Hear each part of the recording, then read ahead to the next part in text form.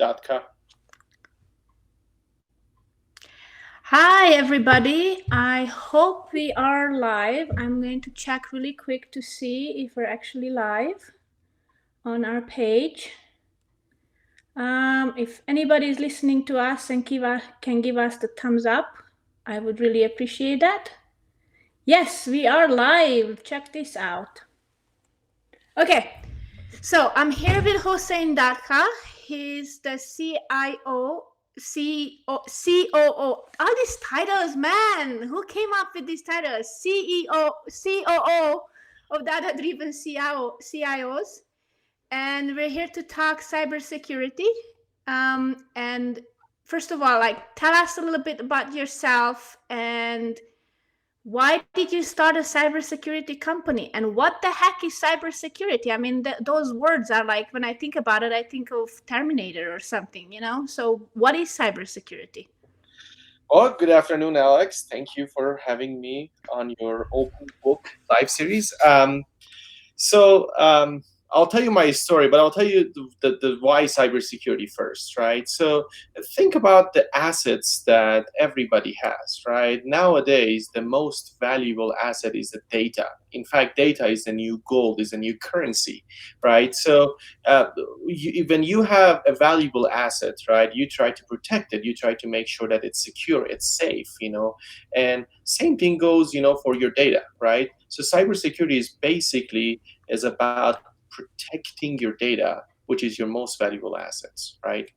Um, so I've started this company roughly about 2.5 years ago, and before that, I used to work for bigger companies and enterprises. I used to work in bank, I used to work in healthcare, and I used to work for a couple of the Silicon Valley startups. And security was always a very critical and crucial aspect of what I did, for those companies, in terms of the positions that I had with those companies. However, I realized that, when it comes to smaller companies and the smaller businesses versus, the big enterprises, the principles of cybersecurity and securing those businesses remains the same, right? So no matter you are a company with, 10,000 employees versus you're a small business with 3 employees, right? The same principle of how you should be securing your data applies. However, bigger companies obviously have more resources, dedicated resources, in order to be able to secure their data, right? But those small businesses, which is, the foundation of our economy, right? They typically don't have as much resources, right? Knowing the principle is the same, right?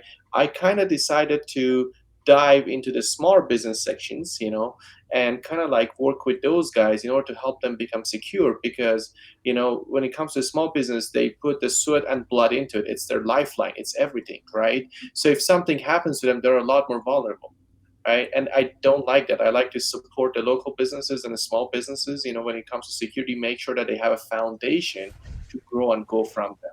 So that's basically why, I started this company, about 2.5 years ago. So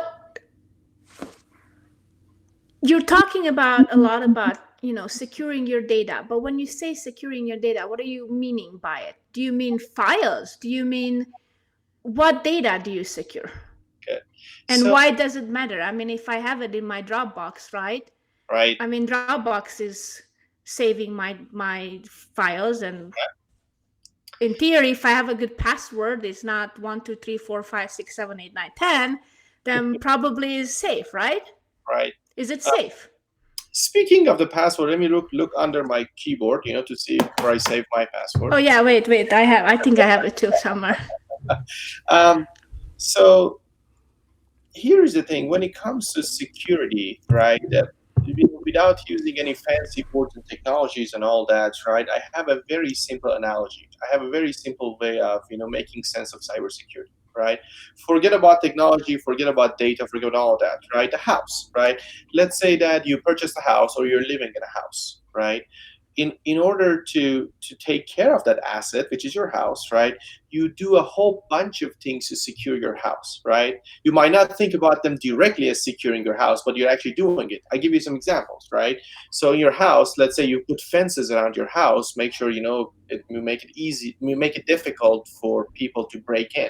You put locks on your door, you put the double side windows. You might have a camera or security system inside your house. You might have a dog that would bark if somebody breaks in. You might have If it would actually bark when it's supposed to. Yeah. Okay. mine,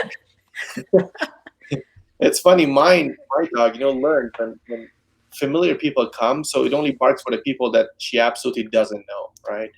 Anyway, so and at the end of the day, you also have insurance, and you can call the cops and all that. But if you really think closely, right, you're actually securing your house by putting multiple layers in. Right, it's not just the lock on the door. It's not just your security system, not just your dog. Right, you're putting a combination of those things to secure your house. So my analogy is: think about your business, think about your small business or large business or enterprise, right, as your house. Right, you are going to put layers in place to secure your business, to secure your asset and your data. And you mentioned Dropbox, right? Again, Dropbox is great, right? Dropbox is a great tool, and they got decent security itself for Dropbox itself to put in place, right? But I'm going to give you an example. What if somebody stole your credentials, right? It's not you, it's somebody else, right? But with all the security of Dropbox, they can get it, right? So again, just that layer of the Dropbox security itself is not enough, right? You got to put other stuff in place to make sure that A, you protect as much as you can, right? And B, you detect immediately as soon as something happens, or as soon as possible. Because the sooner you stop the bleeding, the less damages you're doing to your business. Just like if you cut your hand, you want to put a band-aid immediately on it, right? Yeah. And obviously at the end of the day, you want to have something in place to deal with the aftermath, right? In your house, that's where your insurance comes in, right? You call insurance. If you have a damage to your house, they come fix the house for you, right? Same thing as your business. So I hope that makes sense. And that's my way of comparing business to house, and go from there. So, what kind of stuff do you have to say to secure? So when it comes to the type of stuff that we basically secure, we look at what's the most valuable data for that business, right? I mean, there's some generic stuff that applies to all sort of business. For example, if you're taking, customer information, that's one of those. It's very sensitive because of all the liabilities that comes with it, right? So if you lose a client information, you're technically liable to a client, right? If you have, let's say you have some property information, so you have a design that you use for a product, right? It's super important to you, right? Again, that also becomes a category of sensitive data. So we basically look at to see what sensitive data or what sensitive assets, right, you're trying to protect. What are the most important to your business in terms of data you have? And then we go about, identifying the risks to those assets or data, whatever it is, right? The risk could be external, the risk could be internal, the risk could be from Russia, like from everywhere, right? Um, but again, you identify those risks, and based on those, we come up with a plan for that company to say, okay, this is how we recommend to take the steps to make sure you secure your data, right? But I want to mention something right here, right?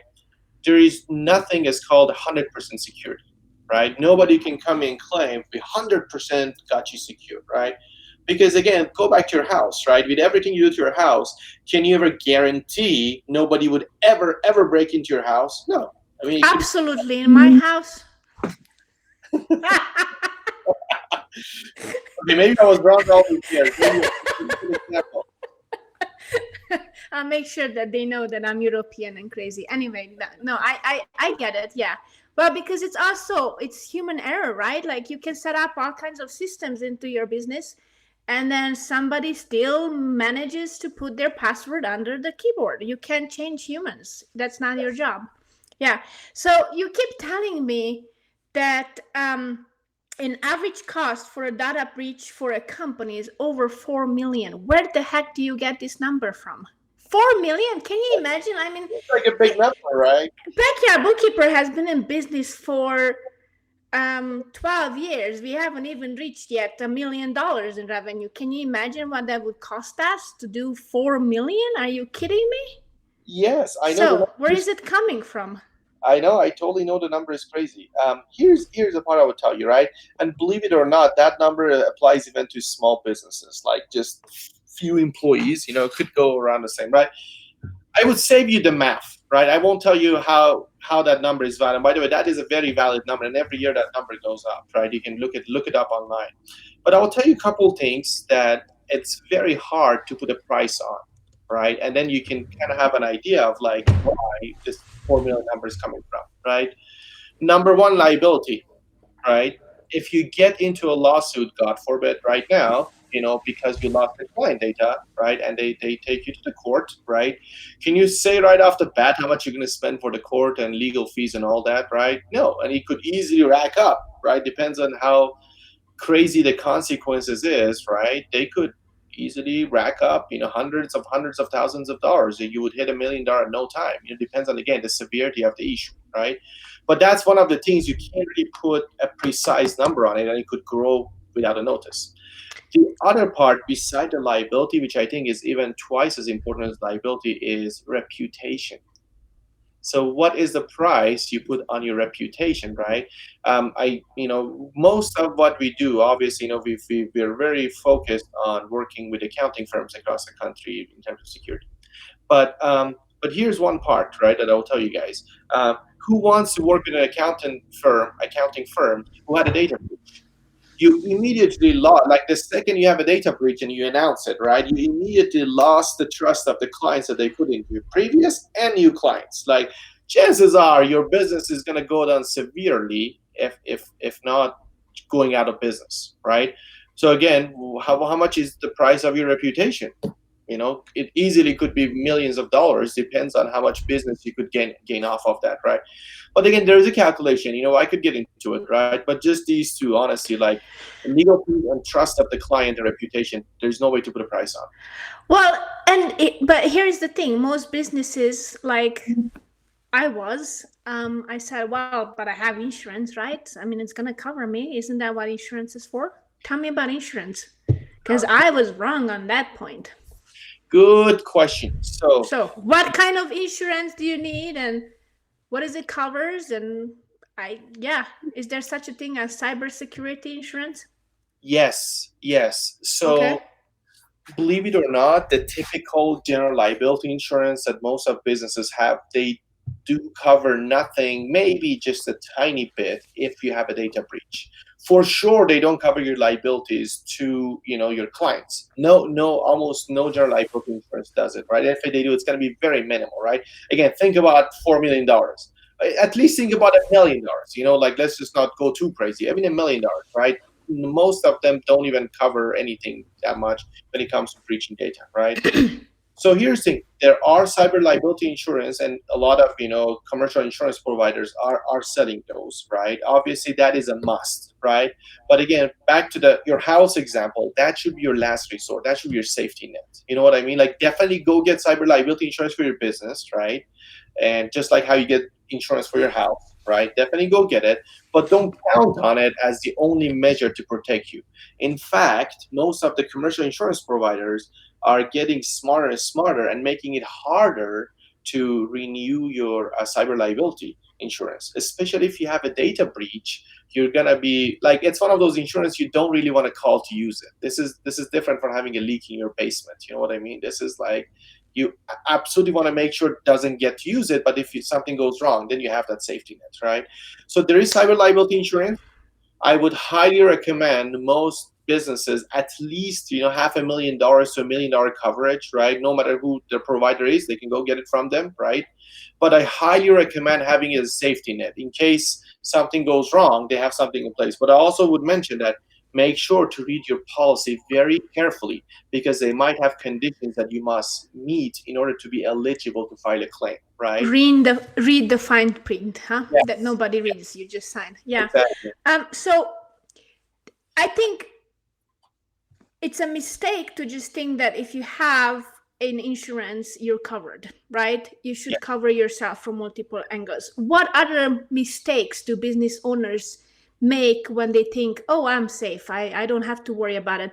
Mostly now with COVID-19, everybody works from home. I mean, seriously, I like I honestly, like, all these companies let their employees work from home, right? Big companies like Apple and I don't know, Facebook and all of this. I honestly have not heard from anybody that they actually gave them any kind of security for their home office. In Yes. fact, in some cases, the company told them, you have $100 for to set up your home office. Like, are you kidding me? Like, Well, now people are working from home and you're just expecting them to have the right virus on their computer. So what kind of mistakes? I mean, even these big companies have been making these mistakes. Tell me about it. Like, so there are two common things when it comes to cybersecurity that's very often overlooked, right? And those are very easy stuff, very easy to understand. Number one, remember the weakest link in any cybersecurity plan or any security plan, right? Again, back to your house, right? Is human factor, right? Your employees are your first line of defense, right? Also could be your weakest link, right? Depends on how you train them, how you look at them. So having constantly sharp employee in terms of providing them trainings, providing them resources, and make sure they're staying sharp and aware, right? It helps a big deal. Again, think about that scammy email that we all have received at some point asking us to send $2,000 to our boss, or whatever, or buy gift cards. There's tons of them out there. And a lot of COVID ones, right? Again, you can have all sorts of security filters in place, but that email at the end of the day could be legitimate the way it looks, right? There's nothing fishy about it. It's a text and it's come from a legit sender, right? It's not your boss, but it's a legit sender and all that, right? Again, who can catch this in the first place? The employee who's getting that, right? It's the employee who decides to go to the store and buy the gift card or not, or wire some money to somebody else, right? So the more you train your employees, right, whether you're working remote or they're working from the office, wherever they are, right, it totally helps, right? But the very other very common misunderstanding, and we have especially seen it during the COVID, is like, oh yeah, go work from home. Yeah, just take your laptop. We give you a remote access tool. Just connect your computer at work. You're gonna be fine, right? In fact, you're opening a lot more doors to vulnerabilities when you send employees to work from home and connect to the office if you don't put the proper security measures in place, right? I came up with this very simple formula, right, in terms of cost. But here is what I believe in it, at least this much, right? Let's say you had an office and you were paying for the rent and everything for your employees, right? And then you send the employee to work from home. So you potentially are not paying your rent and the utilities and all that, right? That money could be taken and be invested in your employee security. So you're not really saving money by sending employee working from home because you have to put all those measures in place to make sure your business is protected and secure, right? But trust me, giving them a remote access tool to come to your computer in the office is not a good solution. You're actually opening a lot more door because those users' home computer, they could have a lot of crap and junk and malware and all that on it, right? You're basically opening a two-way road, goes one way or the other, right? You could basically put your corporate data at risk if you don't do it right. So again, I would say whatever you're paying in the office rent and utility and all that you're saving right now by sending employee to work from home potentially, right? You definitely need to take that and invest in your security. And one last thing I said, don't just assume your IT person or your IT company has you covered, right? You gotta do your due diligence and you gotta make sure that who's doing what. Don't just rely with the assumption of they're doing this stuff, right? You gotta make sure that you adapt to this whole new culture of working from home by ensuring that you provide a security layer for your employees. so it's been what, 3, 4, 5 months now that a lot of people have been working from home. Have you heard any not about any nightmares, any stories that you can share with us? You hear that every day, and the problem is we hear it so much we forget about it. It's like old news. Oh yeah, that was yes. What's one most common mistake The in that terms, causes problems? I think during the COVID, honestly, the two things I mentioned, not training the employees, right, and definitely just hey, go use your home computer and connect without putting all the security layers in place at work. But why is what I mean, let's dive into this. So why is it such a big deal? Go work from home and here is a computer. I mean, what if I've equipped that computer with like viruses, not viruses, like what is it called? Like And antiviruses and stuff like that. I mean, isn't that enough? good. You've taken I'm it. giving them the computer, right? So my IT guys put everything on the computer. Right, and that's good. That's a good one first step, right? Believe it or not, a lot of home computers, right, don't really have those layers in. Those don't really have an antivirus in place. They just either not using any or rely on some free expired antivirus. It's very common. Like, it's our home computer, kids use it, whatever. But that's a common example, right? But again, if you, again, back to the securing, if you put couple layers in place, you're more secure. But that's just your home computer, right? You also have to think about your office side, like what is over there that is equipped for employee to work securely and more conveniently. I give you an example, right? So let's say your average user is not an IT person, right? So if you require this complicated setup and do a whole bunch of things to get them connected, right? Day one of going remote is going to be hell for everybody, right? Do you have a system in place that's easy to use, right? Ensures that no data leaks from the office network to the home computer, right? That's the key. If you can ensure that no data comes that way automatically, right? You're halfway there. You basically eliminate the risk, to by 50%, right? But then, okay, how do I connect? Well, there is this complicated process, or no, just go to this website, do a couple clicks and connect, right? Again, that convenient versus security is always there, right? Mm-hmm. So again, that antivirus is a great first step, but again, almost half of that setup happens on your office side as well. Like, how are they allowing you to communicate with the office? How much data exposure could you potentially have from the office network to your home computer?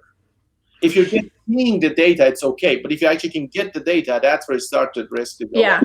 Well, it's, when you get that email, hey, we saw that so and so, blah, blah, blah, on your computer. Click here and we will fix it for you. And then they click on it and they end up in different countries to help them take off the virus that never existed on their computer. Okay. So with COVID-19, I mean, the industry, the world has changed, right? More people work from home, more people glad their employees work from home. I mean, we with Backyard Bookkeeper, I think we were one of the first companies in Utah to allow our employees to work from home completely. I mean, we did this 10 years ago. And when I met you first time, I thought I knew everything. I mean, you know how I questioned you and everything. And then I came out and I said, take my marketing money and give it to him. Like, I mean, seriously, I thought I knew everything. And then, I know a lot of things about a lot of things, but I was nowhere as secure as I thought I was, even though I've been doing this for 10 years. So how this has changed your industry? Do you feel like you've gotten more business in the past couple of months? Definitely. Or do you think you've gotten not enough business, but do you think you should have gotten more business? No, definitely. I mean, we definitely saw a spike for us, like going up. I mean, initially, I would say March was not a very good month because people were just scrambling, trying to figure out what are we gonna do, what is this COVID thing, and how it's gonna affect us and all that, right? But since April, we basically definitely saw a spike in a business, and we onboarded, more clients, obviously, compared month to month, to the previous months. I'll tell you this. So you mentioned questioning me, right? And I want to say that is a great attitude, right? You should always, especially when it comes to your security partner or your IT partner, who are you should question it deep, right? It's almost like when you go to a bank, you want to put your money in a bank, right? You question the bank. You're like, how do you guys work? Where's your security? How many branches you got, right? What is my insurance? Like, how those banks is FDIC insurance, for example, right? What if you lose the money, right? Same thing goes with your data. You shouldn't just go, oh, I know John, been friends 10 years. No, no, no. Just question John. Like, what are you doing, John, right? And again, and I always say in this case, trust but verify. It's a great thing you do, right? So I appreciate it. And I want you to keep doing it, not just with me, with everybody else who has somehow, access the data of your company. But COVID definitely it COVID helped us with the fact that a lot of companies, wanted to go virtual, right? But again, security is always an essential part of going virtual, right? And they know it, right? Again, we work a lot closer with accounting firms, but again, with some of our clients that are not accounting firms, right? We definitely saw both sides of it, like both inside and outside, right? Security become very important because they're like, now I got this employee working from home, right? How do I make sure that my data is safe? And also, how do I make sure employee is actually productive, right? Like, are they really productive as much? Like, what can we do to ensure that they have everything to have the same performance as they have in the office, right? So definitely, COVID was a good help in terms of revenue. It's a very sad reality we're facing, but in terms of business, I think more and more people are going virtual and secure. So tell me a little bit. So we talked a little bit about your background and where you came from, and you work for big corporations, and you were always kind of in the data industry. But how does somebody like this is a question from non-business owners. So what does somebody need to study to be you, to start a business like yours, and go help people? What if they have the background? What if they worked in the IT industry for a couple of years? What should they focus on to be able to, start a business like yours? So I would say, before you start a business, you got to make sure that passion element is there, right? I mean, it's yes, you can go get certification, you can read. There's a lot of actually free resources, and I will tell you about them in a bit, right? That you can just go and read and learn, right? And there's tons of resources. But I think when it comes to this business or any business, right? Anyways, you gotta have the passion for it. You gotta really dig it and crave it, right? You gotta be like going to bed thinking about it. How can I do that better? How can I like add more to value that I offer to my customers to do that better, right? So I'm a nerd in that way, right? If you have that nerdness in you about whatever your business passion is, right, go for it, right? Because if you have that, you'll figure out everything else, right? Yeah. It's challenging, but it's fun. It's like going to workouts, right? It's going to be pain lifting weight and all that, right? But at the end of the day, you see a result after a couple months, right? You're going to be kind of happy, right? So in terms of reading technology and all that, like there's tons of places that offer you free or courses at no cost, right? There's Udemy, there is tons of free books, library. I mean, go to a library, there's tons of IT security books there, right? And again, if you kind of have that passion, you kind of find your way. You kind of like read few and kind of go through, get a sense of what you're into and all that, right? The other part is, I would say, in all honesty, like talk to the other people who are running similar businesses. It's gonna help you. Don't be shy, right? And don't be worried about somebody stealing your idea. There is no such thing as stealing the idea. I'm gonna tell you that, right? If somebody can steal and do it better than you, they save you time and money. Trust me, right? And not everybody has all the free time to take every idea that comes their way and do that, right? So to go talk to your competition, go talk to the people who are doing it really good and learn from them. In all honesty, you can go like become an intern for them. You can go work for them for a few months. Do it, learn it from them. Like this is kind of your shortcut in speeding up to do any business, right? And then one last thing is surround yourself with the like-minded people who Yeah. challenge you, people who like tell you you can do it, but they're going to push you to do it. Not that people, oh, that's impossible, that's hard. That's not a good mentality. Are you open for people to contact you and ask you questions? I would love that. Honestly, like it's funny. Your series is called Open Book, but I'm an open book, right? I Well, have. I only want people who are open books on this show. So, yeah. But no, I'm happy to share what I know with anybody who's interested, right? I'm Yeah. happy to tell them the mistakes I've made, and I'm going to save them time and money, not do the same mistakes. Um, my next question on the questions that I have is like, what sets you apart from your competition? And I can even answer it for you is because, as I said, I only want people on this show who are open book to others. I don't believe in competition. Because I think what sets us apart from any other bookkeeping firms out there is that we really truly believe and love what we do, right? And that's something that nobody can take away from us. Even if I lose 5 clients because somebody else's advertising was way better than mine, I don't care, because then probably those 5 clients did not belong to us. We want clients who want bookkeepers who care about them and want to see them grow.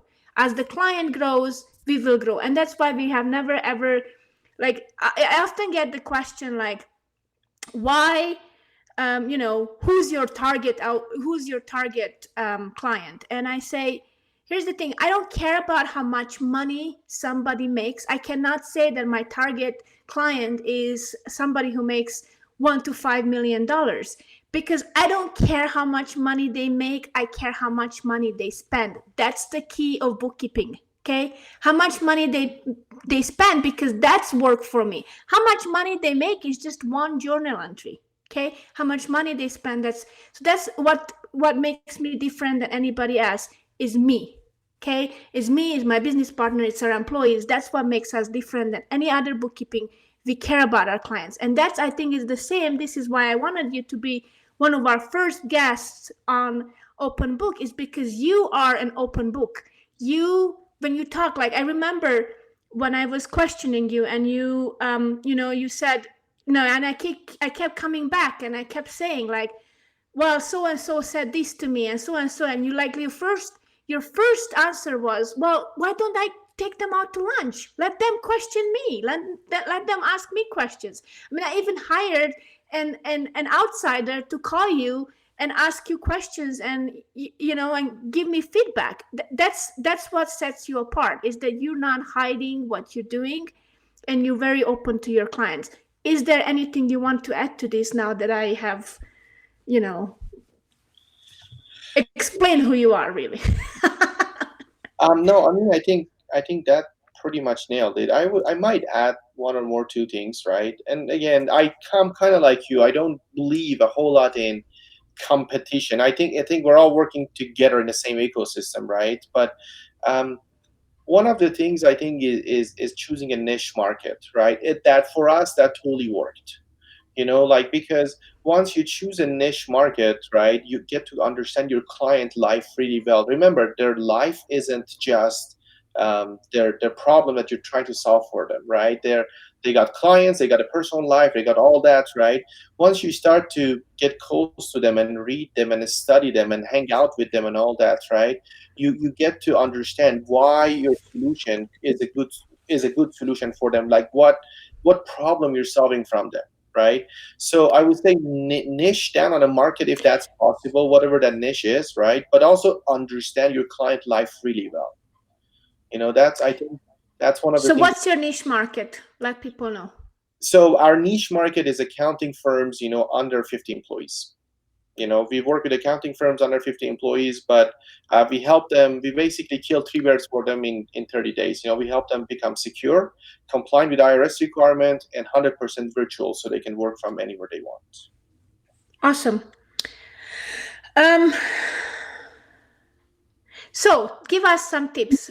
I think you have some password tips for us. I think that's one of the biggest thing today, is that if you have a secure password and you have maybe two-factor authentication, you're already a step closer to being secure.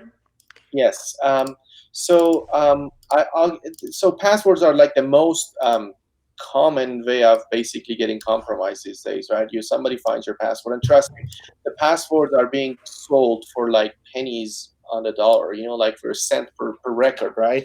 And remember, they just need like one password to work. It doesn't mean to have to store your entire company data or passwords, right? Just one credential that gets in, basically, that's all they need, right? So the couple things, I would say, first of all, definitely create strong passwords, right? Don't do the easy to guess, uh, my middle name, my year of birth kind of combination, all that, right? Don't when you make it like complicated, make it as strong, right? I would say go at least Everything that you're saying now is also applicable to the everyday person, not just business everybody. owners. This is Okay, everybody, perfect. right? Okay. For whether you're doing your online banking, whether you're like logging into your school account if you're going to school, whatever you're doing as a person, that no matter what business or what kind of lifestyle you do, your online passwords, make sure they're strong and complicated, right? Make sure at least you go 12 letters, make sure you have uppercase, lowercase, make sure you have like a special characters like exclamation mark, percentage, whatever, right? And number two is don't, as much as possible, don't reuse a password, right? Don't use the same password in different places. Because to give you an example, right? Let's say you have a LinkedIn account and you have an email account, right? And let's say LinkedIn gets compromised. LinkedIn actually did get compromised a few years back, or Facebook or Marriott or whatever, right? Okay, so yes, it was LinkedIn, but it was the same password used for your personal Gmail account, right? There you go. If they find that, that's the first thing you're going to try. They're trying to get in, right? So don't reuse the password. If you find your password has been compromised, don't wait. Change it immediately, right? That's why the password managers can come really handy. They're free to cheap. Like the most expensive password manager I know is like $10 a month. You know, so basically use a password manager, and but make sure that you use complicated passwords and definitely use. And this is the last tip I have. Definitely use two-factor authentication wherever possible, right? Like your banks, your Facebook, your Gmail, your email account, wherever you're using stuff, right? Make sure that you use a two-factor authentication, because in case your password gets compromised, you're mitigating your risk by them not having access to your second password. Yes, it's pain. You got to wait for the text message to come in, but trust me, that's gonna save you in the long run. I hate two-factor authentication, but I'm getting better at it. Okay, I'm getting better at it. Yeah. perfect. So, well, thank you. Can you tell us where people can find you and how they can get hold of you? And, Yes, of course. I mean, oh, but before you do that, is there do you have a favorite, maybe a cheap, I don't know, option for password storage um, software? yes, one up. What about storing your passwords on your computer? Like, for example, Apple has their own. Like, are those safe? They're not safe. So that's the thing, right? It's all about the layers you put in place. As one kind of like Dropbox conversation we had, right? I mean, they have Mm-hmm. a lot of security in place, right? So I'm not going to question that, right?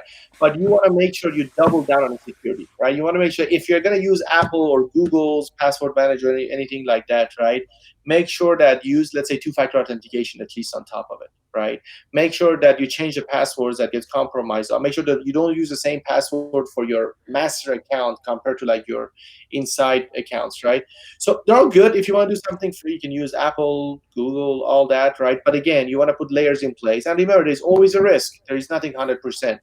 When Microsoft and Marriott and Facebook and all that had data breaches, right? All the smart companies are not exception, right? Just be prepared for it, right? If it happens, change your passwords and all that, right? If you're using for a paid option, one of our favorites is Keeper Security. We highly recommend it. It's awesome because especially if, let's say, you're in a family, you want to share credentials with each other, it has a safe way of sharing credential, or for the business, obviously, either or. And it has a lot of security layers built into it that you can configure to make it even more secure. For example, you can define for the Keeper security password manager to only be open from a specific location. So even if somebody steals your credentials, try to go to their own computer, they can't log into that, right? And definitely has two-factor and all that on top of it. So again, the free ones are good. LastPass is also another one. Our favorite in terms of the paid one, which is super cheap, is not super cheap, but relatively less expensive, right? Is Keeper Security. That's one of our favorite ones. Okay, awesome. So tell us, where do people can find you, and do you do like a free consultation or? Yes. So you can find us on our website, datadrivencios.com, or give us a call to our front office, 801-810-9547. Or you can also get a hold of us through Alex, obviously. She knows where we are at any moment. I can't find them. Yeah, Not very good at security when it comes she to put that. one of those her ankles to me. I can't show you guys that now, but I have one of those. But either way, but here's what we do for you guys, right? So for the initial conversation, right, at no cost, your only investment is 45 minutes of your time, right? So you can sit down for 45 minutes. We'll do a quick assessment of your security risk posture for you, right? Here's the thing: if we don't find anything, you sleep better at night. You at least check. Like going to your doctor, your blood pressure is good and your blood sugar level is good and all that. You sleep better at night. You're a happy person, right? And even if we find something, we'll even give you solutions. Just write down for you a solution to how to solve it if you decide to solve it yourself, right? So there is no obligation, right? But we like to take the good foot forward basically and kind of show you if you have any risk, just be aware of that, right? It's the same as going to your doctor once a year for your annual exam and getting your blood work done. This is the exact same concept, right? Again, your only investment is 45 minutes of your time, and if you don't find anything, you sleep better at night. Okay. Awesome. Well, thank you for coming on. Thank you for being an open book and, giving us some good tips. To summarize some of the tips that you said about the password, always use at least 12 characters, use numbers, use big letters and capital letters and whatever. Can you repeat the other two, please? Really quick. um, don't reuse your passwords, don't use the Don't same reuse. password over and over, right? Use two-factor authentication wherever possible, and use a good password manager that would help you basically keep your password in one place. But I want to add something, Alex, if that's okay. Please.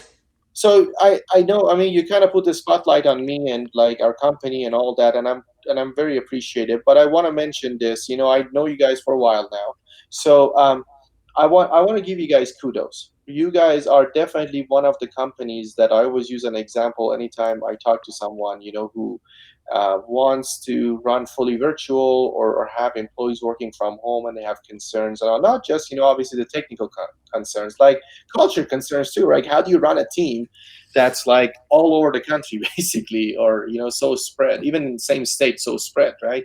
Um, so I want to give you guys kudos on that, right? You guys are definitely one of the partnerships and relationships that I very much value, and I always use you guys as a role model, or a role example for the other clients. I hope that's okay with you guys.